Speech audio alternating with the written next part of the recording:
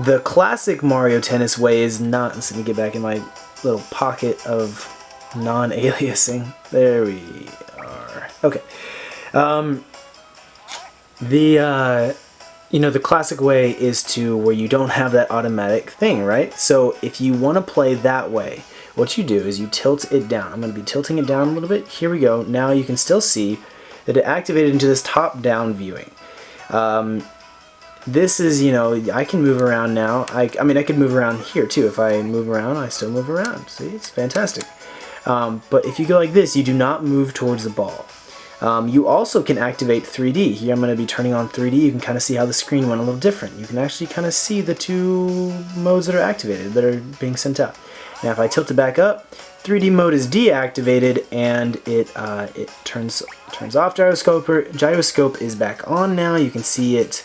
You can see as I tilt it, you can see the screen tilt. As I actually lower it, it lowers the screen. If I tilt it up, it looks up into the sky. These are all the different ways that the different modes kind of play with each other. Now let's talk a little bit more in depth with playing. Let's look down here. So you have three different these are the touchscreen areas. You have three different ways. I need to find my little gap of non-aliasing. There we are. Three little screens that you can tap. Kind of like this is a simple shot, and it is activated on this left-hand one too, in the middle. Top spin has a large bounce, is very fast, but it has a large bounce. But it has more power to it, so it'll knock a person back if they hit a charged, if the receiving person,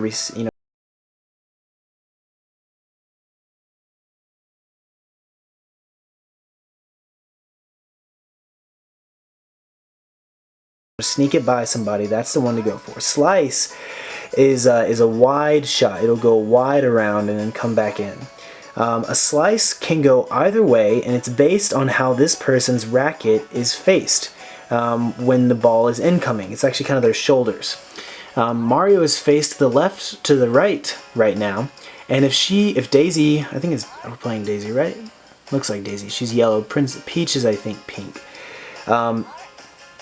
If she were to hit him one right now and he were to slice it, because of his racket coming around from the right, it would actually hit the slice to the left. This is actually pretty important.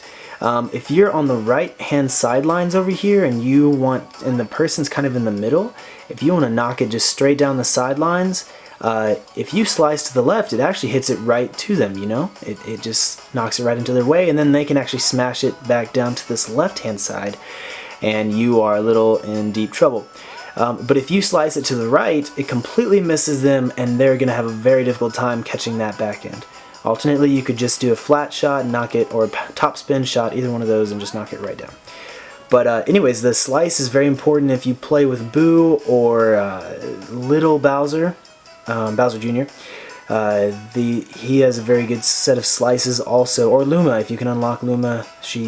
It is a very technical player.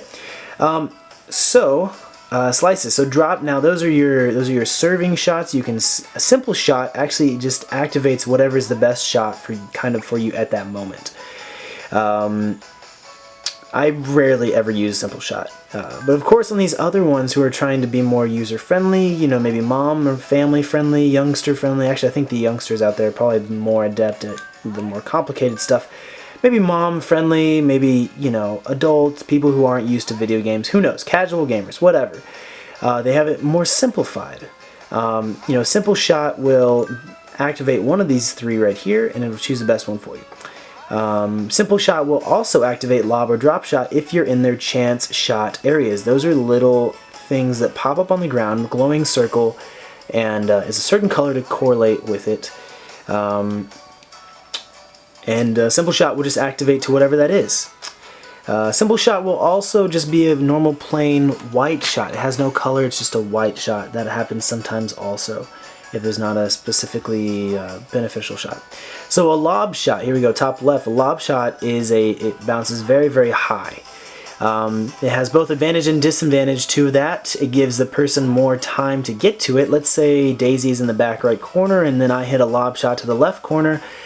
If, it gives her time to get there and react correspondingly. If I just did a top spin or a flat shot right there, that would have been much more difficult for her to get because she was far away. However, a lob shot is very good if you're playing against someone who likes to play up on the net. If they're playing really close to the net and you just can't seem to get anything by them without them immediately hitting it, what you want to do is charge up a lob shot. You have to charge it up and it'll pop right over them into and you want to aim it towards one of the back corners.